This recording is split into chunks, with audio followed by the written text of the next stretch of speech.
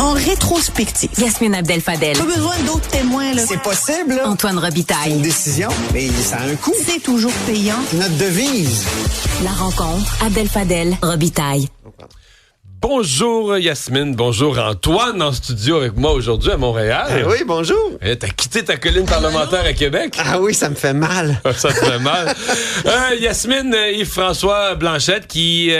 est-ce qu'il y a juste son discours quand même? Parce que là, il commence à dire, je vais supporter le gouvernement Legault, je vais voter contre la motion de Poilievre cette semaine, ce mercredi. Mais ça se rendra pas à Noël, cette histoire-là, là. C'est ce qu'il a laissé entendre à notre collègue Emmanuel Latraverse hier au bilan, où il dit finalement, c'est fait pour cette fois-ci, mais ne faut pas prendre ça comme du cash. Là, faut pas s'attendre à ce que j'appuie et que je sauve tout le temps le gouvernement et que je vais finir par vouloir aussi le faire tomber.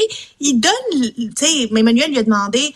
Est-ce que c'est d'ici Noël? Puis elle dit oui. Donc, on s'attend à ce que le gouvernement va tomber dans les prochaines semaines. Là, je pense qu'il y a personne qui est surpris là-dedans.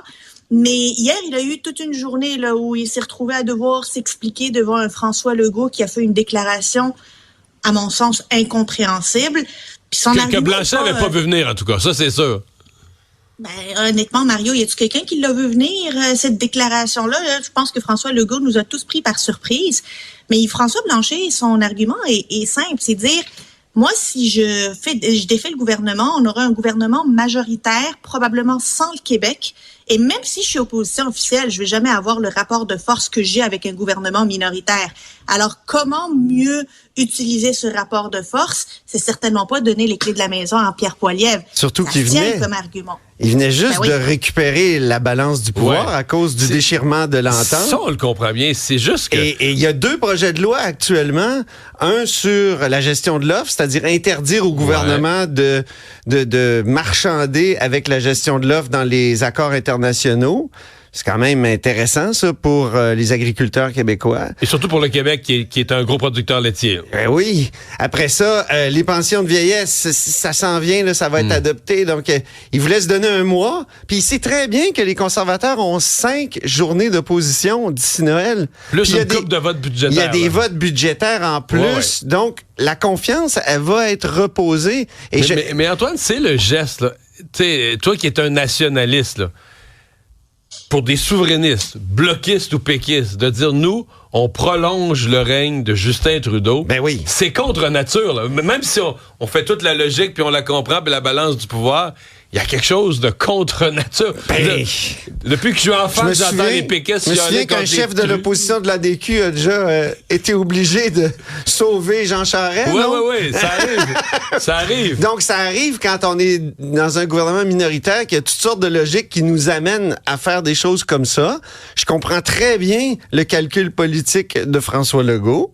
Et il y a toutes sortes de calculs là, qu'on peut comprendre. Il a attaqué Paul Saint-Pierre Plamondon par la bande et tout ça. C'est sûr que il y avait quelque chose à faire là, mais en même temps, c'est une immixtion, je trouve, un peu trop intense là, dans la politique fédérale. J'ai rarement vu ça. Moi, je me souviens de Jean Charest qui avait donné une entrevue à un moment donné à Denis Lessard pour dire qu'avec Harper, on pourrait gagner des choses, mais c'était quand même beaucoup plus discret. Là. J'ai rarement vu un premier ministre vouloir comme ça se mettre les 2 mains dedans. Puis ça fait 2 fois, puis la première fois, ça lui avait nuit. Donc, je suis pas sûr qu'on... Mais Yasmine, l'aspect à faire une petite passe sur la palette à Pierre Poilievre, est-ce que François Legault peut aussi faire le calcul que, regarde, là, lui, dans sa dernière année de mandat, M. Legault, 2025, quand il va vouloir être réélu, 2025-26, ça risque d'être Pierre Poilievre, le premier ministre du Canada. C'est peut-être pas mauvais d'avoir envoyé l'ascenseur gratuitement à Pierre Poilievre quand ça coûtait pas cher, là. Mais Pierre Poilievre semble pas avoir besoin premièrement de cet ascenseur-là et deuxièmement de se dire moi je vais rien offrir au Québec là. Moi ça va bien mes affaires, je pourrais me faire élire demain matin majoritaire. Aucun engagement particulier pour le Québec. Il veut ressusciter GNL Québec que le gouvernement de François Legault a enterré avec un projet de loi. Il veut ne pas subventionner le tramway que le gouvernement de Legault dit qu'il veut soutenir. c'est assez particulier. Il y a quand même des dossiers majeurs. Il n'y a pas de changement sur la question de l'immigration, du moins pas connu. La question de l'identité non plus. Pas de pouvoir supplémentaire. C'est pas engagé. Il a dit que le Québec était comme un point de rupture quand même sur l'immigration, mais on n'a pas de détails sur ce que... Mais encore. C'est ça, exactement. Ouais, sur sa politique. Ouais. On change de sujet, mais on reste à Ottawa. Il y a eu une vidéo où Jack Metzing se retrouve avec deux espèces d'individus là, qui l'auraient insulté, mais qui disent finalement c'est pas moi, c'est l'autre. Mais ce que ça laisse entendre, c'est que ils seraient prêts à leur casser la gueule, là, au besoin. C'est ça. Mais là, hier, il s'est passé quelque chose. Un deuxième incident. Mais là, cette fois-ci, c'est parce que c'est pas des kidams qui l'agressent sur la rue, qui l'invectivent sur la rue. C'est dans la Chambre des communes. C'est ça a été raconté. Donc, il se serait approché du chef de l'opposition, Pierre Poilievre, puis il aurait dit, je suis là. Comme, Johnny Hallyday aurait dit, quoi, ma gueule? Qu'est-ce qu'elle a, ma gueule?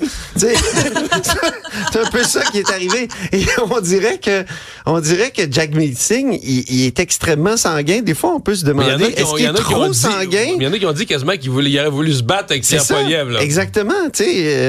Donc, viens, donne-moi le premier coup, presque. Et il semble extrêmement sanguin. Je me souviens d'une chronique de Philippe Léger qui disait, c'est comme un coach de vie. Moi, je pense qu'il est moins cool que ça. Mais il est dur. Donc, et ça témoigne d'un climat explosif à la Chambre des communes.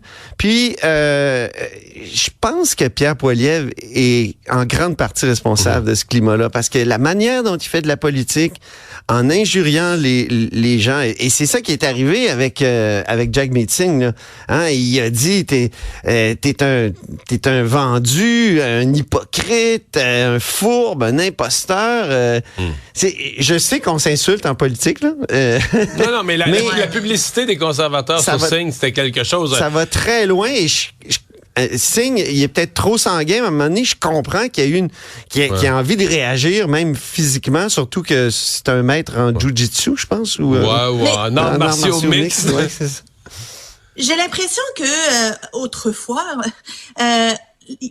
en politique, là, les politiciens voulaient faire mal à l'adversaire politiquement, là, avec des mots puis avec des faits. Puis là, maintenant, c'est rendu presque physique, là, c'est presque, là, c'est devenu tellement personnel, ça va tellement les chercher au fin fond de leur trip, là, que on dirait qu'ils n'excluent pas. On l'a pas encore vu, puis j'espère qu'on va jamais le voir, mais ils sont devenus sanguins, tous ensemble, là, à essayer de s'attaquer personnellement. Mais maintenant, quand on voit Jack Metzing sortir de ses gonds, on se dit, c'est quoi la prochaine fois? Est-ce que ça repousse aussi la frontière du décorum et du respect qu'on accepte, puis que la prochaine fois, ça va être pire? Moi, je pense que Poilievre a une responsabilité particulière. Dans le changement de ton. Ah, carrément. Ah oui. Je trouve qu'il va vraiment un petit peu plus loin que ce à quoi on est habitué en politique fédérale au Canada. Mais peut-être ça va virer à la mairie de Sao Paulo dans le débat des candidats à la mairie. C'est au début de la semaine, lundi ou mardi. Il y en a un, justement, qui se faisait attaquer très durement et qui a pris son tabouret là, avec les pattes en métal et qui l'a rabattu sur la tête d'un adversaire, l'envoyant à l'hôpital. C'est comme au Parlement de Taïwan, ça arrive souvent. Il y a des parlements où ça se bat, là, en Géorgie aussi. C'est des parlements en hémicycle. L'autre fois, j'entendais des gens à l'Assemblée nationale qui disaient il faudrait cesser de mettre un parlement les uns contre les autres en hémicycle, ça peut faire en sorte qu'on... En hémicycle, ça se tape sa gueule. Ça se tape sa gueule aussi. Yasmine, il y a quelque chose, en tout cas, que moi je savais, que probablement beaucoup d'autres commentateurs savaient, qu'on n'a pas du tout inclus publiquement, parce que c'est la vie privée, qu'on n'a pas inclus publiquement dans l'histoire du départ de Pierre Fitzgibbon. Mais le voilà, donnant une entrevue un peu human à Radio-Canada, au pied du Mont-Royal, et s'épanchant sur ses amours. Il est en amour. Mais c'est beau. Il est en amour. C'est cute. C'est-tu assez cute? Il est tout assis souriant comme un petit garçon secondaire qui regarde la fille qu'il aime dans sa classe. Il a l'air complètement en amour. De super ministre à super lover. Oui, parce que c'est la deuxième fois qu'on parle des amours de Pierre Fitzgibbon. Ben, les premiers, avec Isabelle Charret. Intra-cabinet, là. Ben oui. Mais c'est vraiment un homme un amoureux, là. Sous ses dehors de businessman sévère, oui. Pardon, On n'est Yasmine. pas habitué on n'est pas habitué à le voir human, vulnérable, côté personnel, là. C'est quelqu'un qui avait tellement une armure là-dessus que là, se le voir s'épancher sur sa vie personnelle, puis on le voit qu'il le fait avec malaise, là. On voit qu'il n'est pas habitué à le faire. Mais c'est le fun d'avoir, mais cet article-là, qui parle des amours de Pierre Fitzgibbon, révèle aussi certaines choses bien plus croustillantes politiquement, Mario. On va y donc. Oui. Moi, j'étais tellement ému par les amours. J'avais les yeux tout embrouillés, je pouvais pas lire le reste. Conte-moi ça. Écoute, il dit, il y avait des enjeux qui me dérangeaient dans les orientations que le parti prenait, des inconforts que j'ai exprimés au Conseil des ministres. Et je crois que c'est pour cela que François Legault et son entourage ont décidé que je devais partir. Puis, j'ai fait des appels ce matin, Mario. J'ai fait des appels et on me dit que c'est pas les tarifs d'électricité, c'est positions divergentes. On me dit que c'est l'identité. Pierre Fitzgibbon était mal à l'aise avec les positions, les dérapages, les déclarations et mais il est beaucoup plus proche du Parti libéral. Là. Si le Parti libéral avait été à 48% dans les sondages en l'année 2017, quand Pierre Fitzgibbon songeait à la politique, il aurait pu devenir le ministre économique d'un gouvernement libéral. Il était un ami de François Legault. La CAQ prenait de l'envol avec Christian Dubé, une gang d'amis.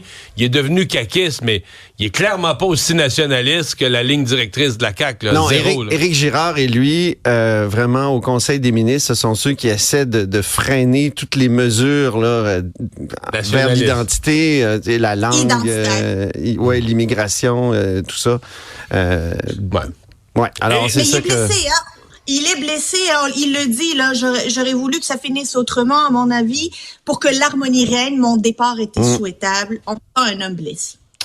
Et je conclus en disant qu'il dit aussi dans la même entrevue qu'il est un homme soumis, discipliné, parce qu'il n'a jamais docile. Docile, parce qu'il n'a jamais fait de... Sa mère voulait pas qu'il fasse de la moto, ça faisait peur à sa mère, avec raison. Sa mère est une femme raisonnable. Et donc, il n'a jamais fait de moto. Il s'est pas acheté de moto tant que sa mère n'a pas été décédée. Mais il s'est repris parce que là, il y a une sacrée belle moto. Oui, c'est ça. Bonne fête, il fait du bicycle aussi. Il fait du vélo. Oui, il a dit qu'il était en voyage de vélo quand il a répondu à l'appel du cabinet du premier ministre. Moi, j'aime ça. Là. Pour lui dire de partir. Ah oui, ça, c'est bien. Bye bye, bonne fin de semaine. Bye bye. Une autre vision de l'actualité.